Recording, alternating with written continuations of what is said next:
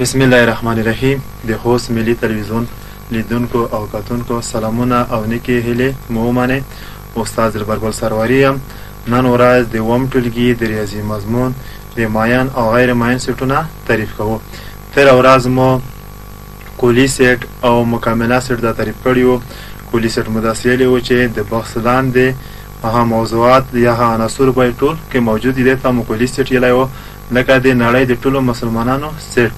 دویمه برخه مو هم د مکمله سیټ تعریف کړی وو. که چېرته د کلي سیټ نه یو فرعي سیټ تفریق شي یا تفاضل شي، په نتیجه کې چې کوم سیټ لاسته راځي هغه د مکمله سیټ څخه عبارت دی. هر څو په هندسه کې موږ او تاسو غیر محدود خطونه یایو او غیر محدود یا نکمه غیر محدود خط هغه خط دی چې ها خطه چې مبدا او انجام ونه لري، دا غیر محدود خطونه دي. دغه رقم ته په د لیمیټ په برخه موږ لا یتنهی یا لا یتنهی عددونه یا لا یتنهی د یو عدد سمبول، یعنی کله چې عدد ډېر لوی شي دې ته موږ تاسو لا یتنهی یو. نو دغسې په سیټونو کې هم مایان او غیر مایان سیټونه دي چې دا هم نامعلوم دي، یا مایان غیر مایان، یا معلوم نامعلوم، یا متناهی نامتناهی، یا محدود غیر محدود سیټونه. ټوله یو مفهوم لري، ټوله یوه معنا لري. نو لیکو چې مایان او غیر مایان سیټونه. یو ځل بلاند تعریف وکړه. مایان او غیر مایان سیټونه هغه سیټونه دي چې د عناصرو شمېر یې معلوم وي، دې ته مایان سیټونه یي، او که د عناصرو شمېر یې معلوم نه وي دې ته غیر مایان سیټونه یي. لکه موږ ته چې خط تعریف کوو چې هغه خط چې مبدا او انجام یې معلوم نه وي غیر محدود خط بلل کیږي، هغه خط چې مبدا او انجام یې معلوم وي محدود خط بلل کیږي. همدغه قسم ته مایان او غیر مایان سیټونه، یا متناهی او غیر نامتناهی سیټونه، یا معلوم نامعلوم، یا ټاکلي ناټاکلي سیټونه. لیکو چې مایان او غیر مایان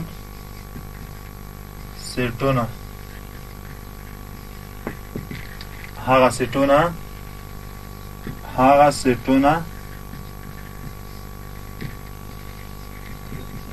چې د عناصرو شمېر یې معلوم وي مایان، او که د عناصرو شمېر یې معلوم نه وي غیر مایان سیټونه بلل کیږي.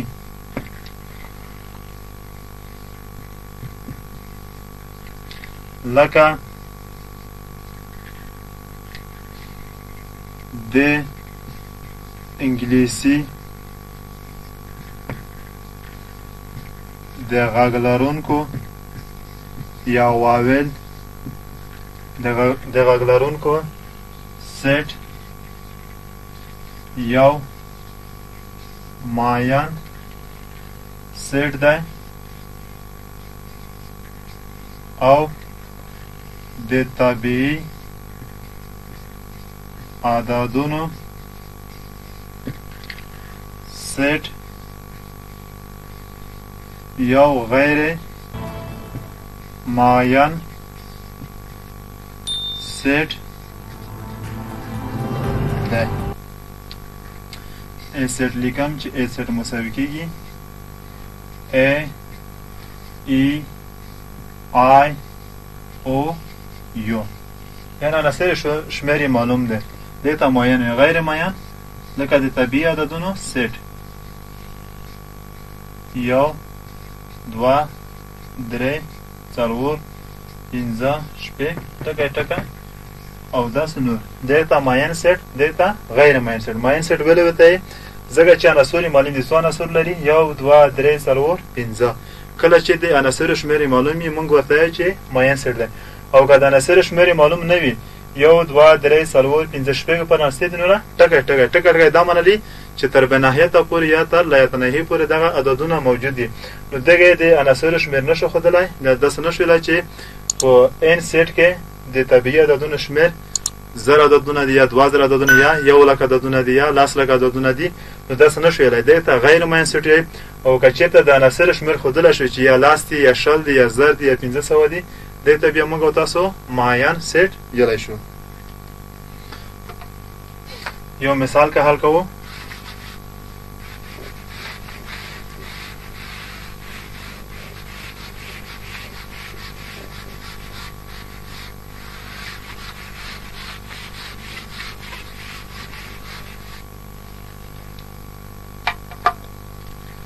مثال په لاندې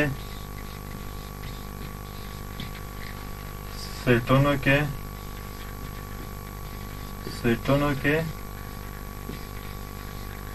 کوم معین او کوم غیر معین سیټونه دي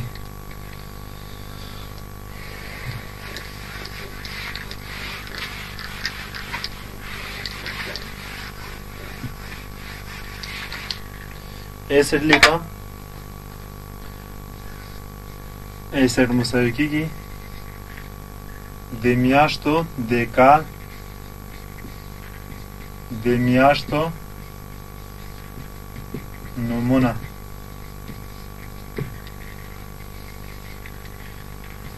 بی سیټ مساوي کیږي د افغانستان د بیرغ رنگ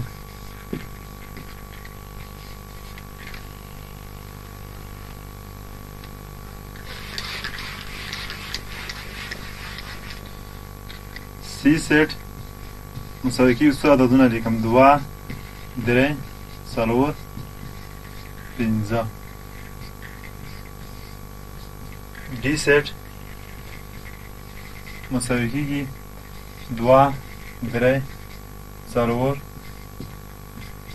5 ټکی ټکی 7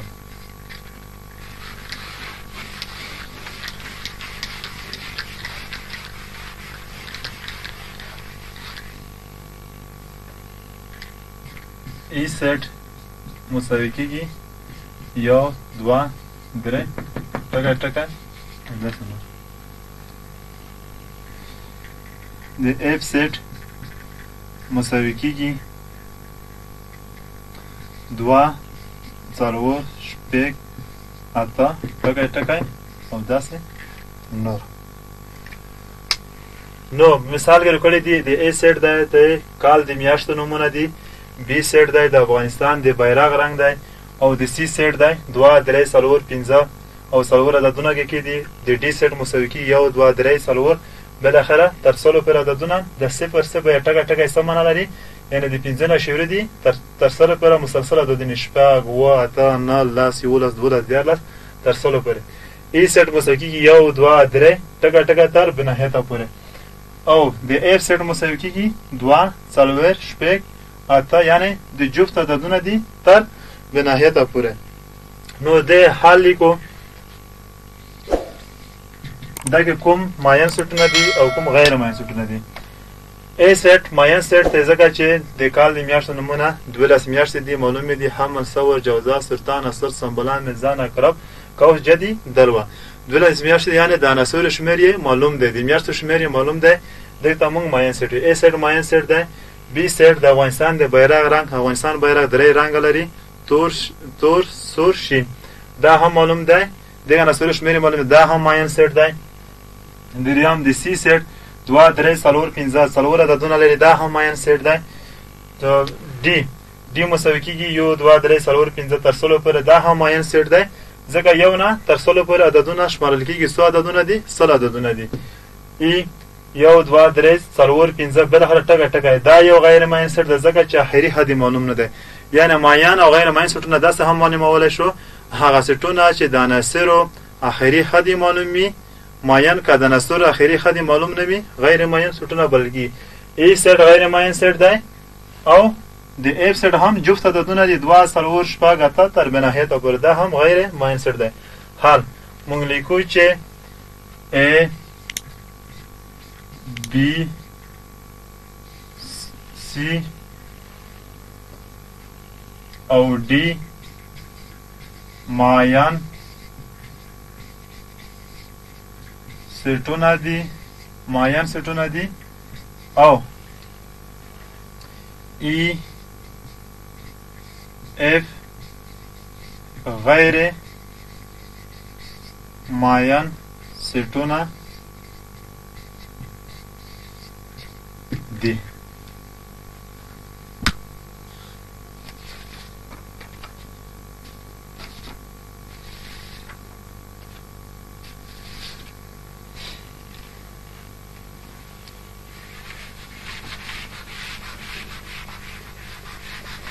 بل عنوان لیکو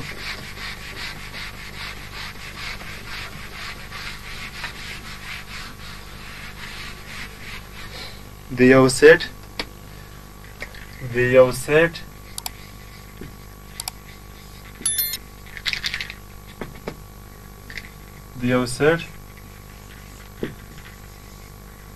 د فرعي سټونو شمیر د یو سیټ د فرعي سټونو شمیر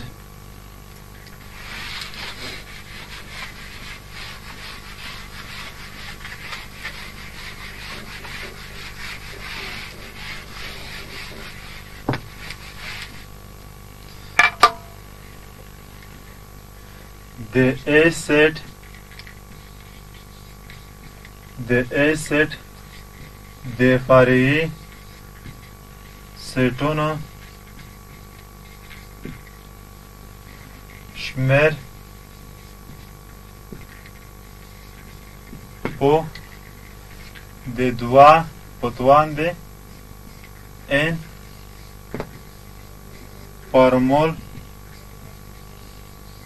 په واسطه ښودل کیږي چې n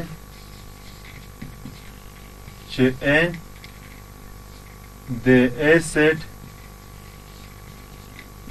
د عناصرو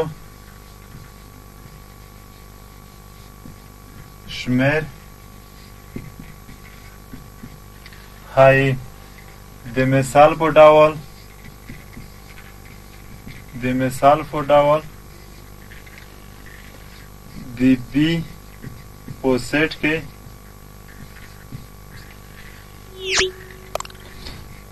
پنځه عناصر موجود دي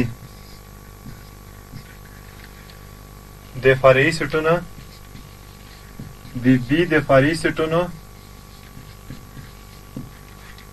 شمیر معلوم کړئ فرمول لیکم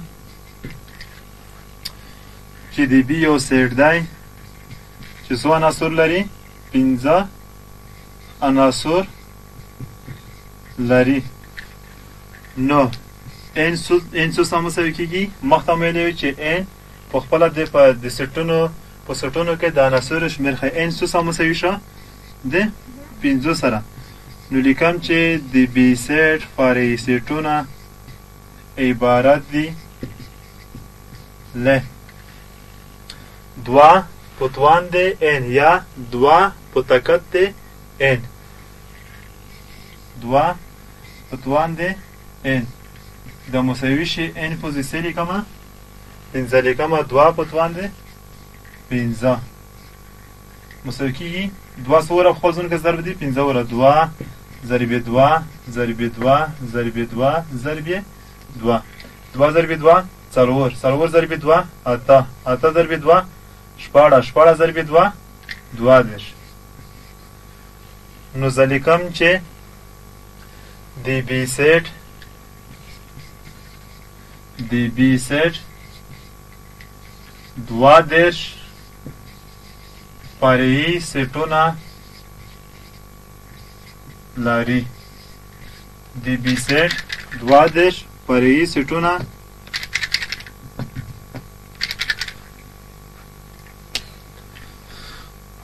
دویم مثال هم کال کوو.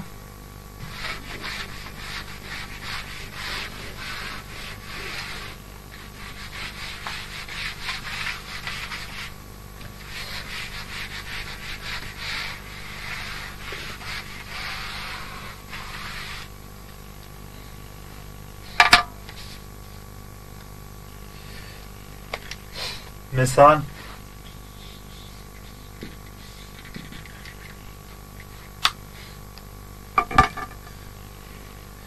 د A set فرعي سیټونه په لاس راوړئ.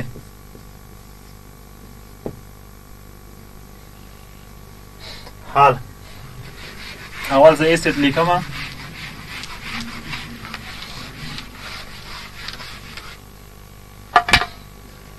A set مساوي کیږي 3 تنه زده کوونکي دي: احمد، اسد او زلمی. د A په سیټ کې احمد، اسد، زلمی. د دې سیټونه کوم سیټ په لاس راوړي؟ فرعي سیټونه په لاس راوړي چې څو فرعي سیټونه لري. مخکې له دې چې فرعي سیټونه پیدا کړو موږ او تاسو یو فارمول یلی دی. اول د فارمول نه مخکې ښیو چې آیا دا څو فرعي سیټونه لري، بیا یې عملاً ښیو.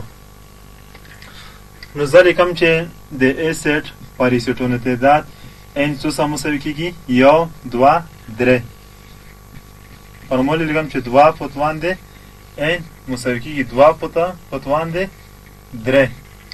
2 پتوان 3 2 څو ضرب شوي دي 3 ولا 2 ضرب 2 ضرب 2 2 ضرب 2 4 4 ضرب 2 8. یعنی د A سیټ څو فرعي سیټونه لري؟ 8 فرعي سیټونه لري. او اوس یې عناصر فایده او سیټونه فایده کوم. زه اول سیټ لیکم. دا د A سیټ د اول سیټ په B سره ښیم. B سیټ مساوي کیږي په خپله د B سیټ هم د دغه A په خپله د A فرعي سیټ دی یا B سیټ لیکم چې احمد، اسد، زلمی. یعنی B سیټ یو سیټ په د خپل ځون هم خپله فرعي سیټ دی. نو B سیټ هم د چی دی؟ د A فرعي سیټ دی. یو سیټ C سیټ لیکم. یو عنصر اخلم احمد. احمد هم د A فرعي سیټ دی. فرعي سیټ مو داسې تعریف کړی و که چېرته د یو سیټ ټول عناصر په دویم سیټ کې شامل وي نو موږ یایو چې اول سیټ د دویم سیټ فرعي سیټ دی. د C سیټ احمد دی. د احمد چېرته شامل دی؟ د A په سیټ کې شامل دی. نو موږ یایو چې C فرعي د A دی. D سیټ لیکم. اسد،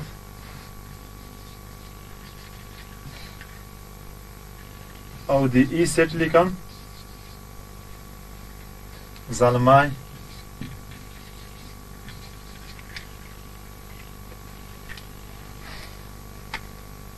F سیټ لیکم. احمد، اسد.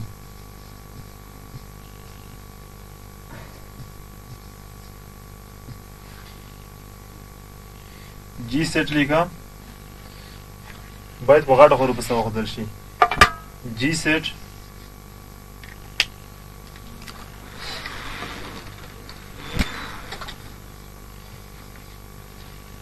احمد، زلمی.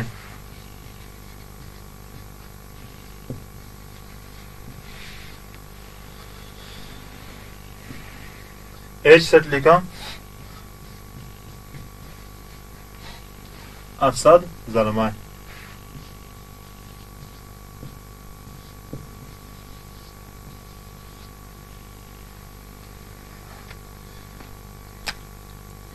کا سیټ لیکم. خالی سیټ. نو سیټونه ګڼم. 1 2 3 4 پنځه شپږ اووه اته. خالي سیټ هم د چې دی د ا یو فرعي سیټ دی. خالي سیټ هم د ا یو فرعي سیټ دی. نو کله چې مخته موږ هم خبره درکړه چې د ا سیټ څو فرعي سیټونه لري؟ اته فرعي سیټونه لري. نو اته فرعي سیټونه پوره شوه. نو ټول زه په دې ډول لیکای شم چې ولیکم چې د کا سیټ فرعي د ا سیټ دی. داسې اف سیټ فرعي دی د ا سیټ او اچ سیټ فرعي دی د ا سیټ. ټول د فرعي سیټونو یوه برخه، ټول د ا سیټ یوه برخه دو. نو موږ لیکلی شو چې هر عدد چې څو عنصر ولري نو دوه په توان د n په اندازه یې د فرعي سیټونو شمېر سره مساوي ده. نو فورمول هم د فورمول په ډول مو وښودل، هم مو په عملا درته وښودل.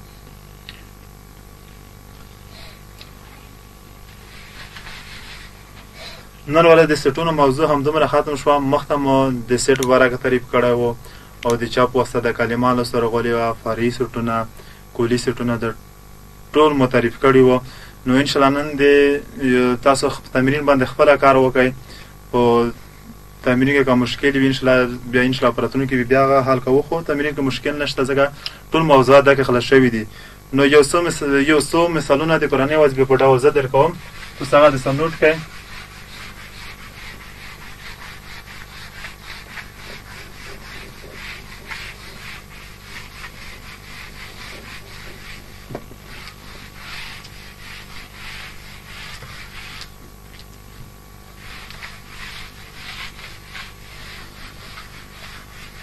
کورنۍ دنده.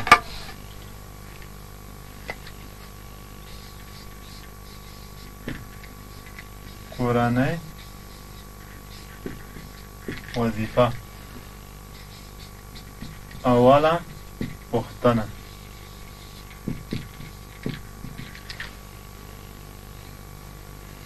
که د ا په سیټ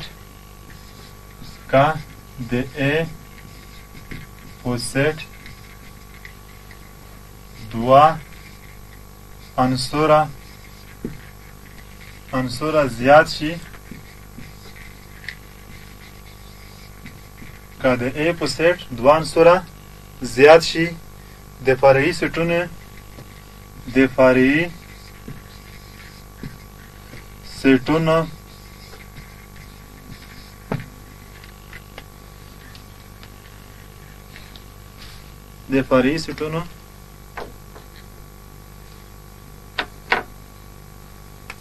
شمېر یې څو برابره زیاتیږي.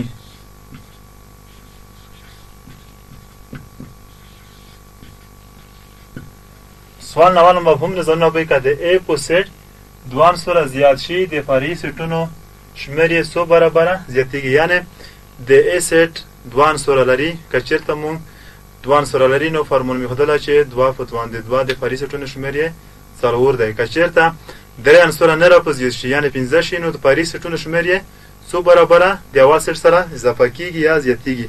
دویم مثال یا دویمه پوښتنه: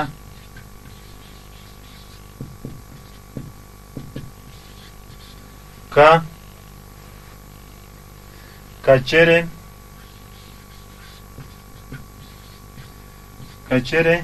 د A منفي B دا مساوي په A اتحاد B سره وي، نو د A سیټ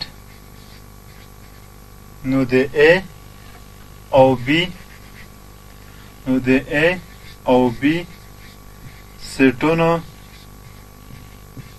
سیټونو عناصر ولیکئ. دا رابطه موجوده ده که چېرته د A منفي B مساوي د A اتحاد B سوي، نو د A سیټ عناصر ولیکئ او د B سیټ عناصر ولیکئ. بیا دا رابطه که تغیر و تفریق حاصل پیدا کړئ او بیا د اتحاد حاصل پیدا کړئ. که د دې دوه عناصر سره مساوي شو نو نو A او B سیټونه عناصرونه پیدا کړي دي که مساوي نه شو دا نه خپله کار وکړئ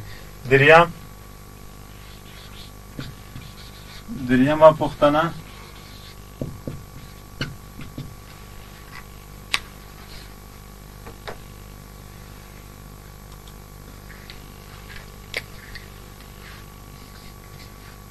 که A مساوي وي 1 2 3 4 5 او B مساوي وي A B 3 4 5 دا دوه سیټونه وي نو تاسو یې اول آیا A فرعي د B سیټ دای او کنه اول دا پیدا کړئ دویم قدم کې زه لیکم چې د A خانه خالي د B سره کومه رابطه لري یا بل جزء لیکم چې درې د A سره کومه رابطه لري یا بل لیکم چې B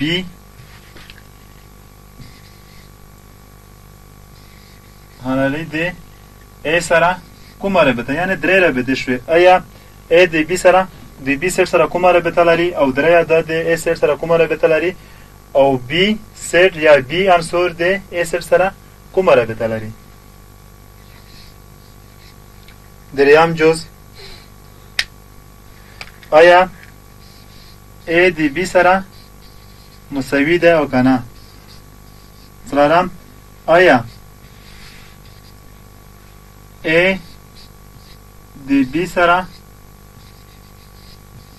معادل دی او کنه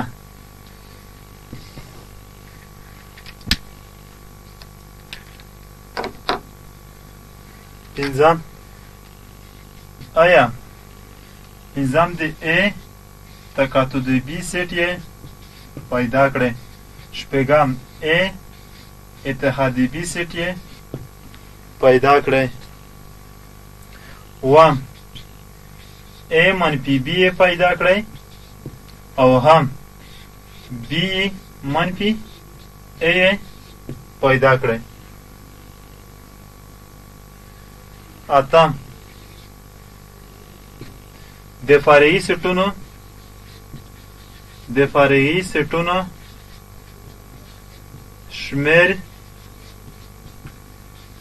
یې وښیاست یا ولیکئ چې څو فرعي سیټونه لري اول به دا وښیئ او شمیر به هم وښیئ چې څو فرعي سیټونه لري او بیا شمیر به هم وښیئ چې دومره فرعي سیټونه لري او هم به یې ولیکئ چې مثلا د A سیټ دغه ده د B سیټ دغه ده او د C سیټ دغه ده او د D سیټ دغه ده نو د نن ورځ درس مو همدومره بس دی راتلونکی درس مو انشاءالله د طبیعي عددونو سیټونه دي نو ښه شپه ښه ورځ ولرئ